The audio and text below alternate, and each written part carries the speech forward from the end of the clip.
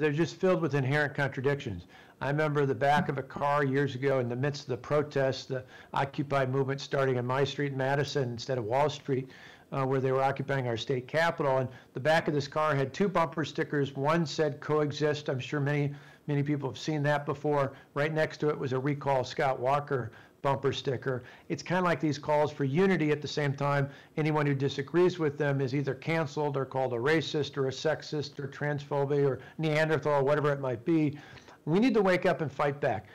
This is one of those where, again, the reason why, I firmly believe, the reason why they're trying to intimidate us and cancel us and marginalize us, and years ago tried to recall me, was because they know that if we have a level playing field, they know if we can articulate ideas, people will be drawn to them. And even more so when we can show with the facts that our ideas work, that common sense conservative reforms work. And so they want to do everything in their power to diminish or eliminate the ability for particularly college students, but for anyone in society increasingly, to actually hear these ideas. And this is why we need to push back on this. I think there's a great optimistic story to be told. I think, and again, this week's a good example. The left is constantly looking to pit one group of people against another group of people in this country. If you don't believe this, if you're either concerned about what happened to George Floyd, or you're not, and you only like the police. Well, the fact of the matter is you can be concerned about that and still want to defend the police and think overall they're doing a good job.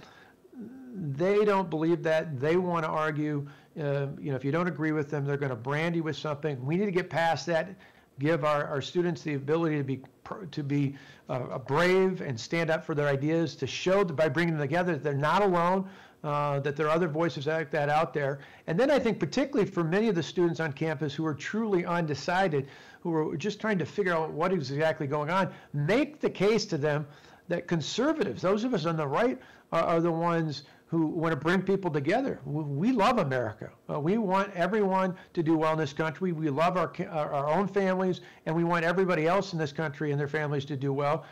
Our message is simple. It's more freedom and more opportunity. Get the government out of the way. Put your belief in the people and the families of this great country.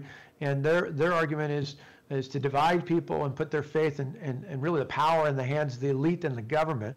And I think the more people hear that, the more they realize we don't have a different message for every different interest group out there. Our message is simple. It doesn't matter whether you're young or old, rich or poor, black or white, gay or straight. It doesn't matter who you are. Our message is simple. We want you to live the best dream possible. We want you to live your piece of the American dream. And we, by and large, want to get the government out of the way so that you, your family, your friends, your circle of neighbors can do exactly that, no matter what you look like or where you come from. They're the ones that want to create one group of people against the other, and it's just not going to work. That's what happens in Marxist countries. That's why it historically has failed, because sooner or later, in socialist countries in particular, as Thatcher said, you run out of other people's money to spend.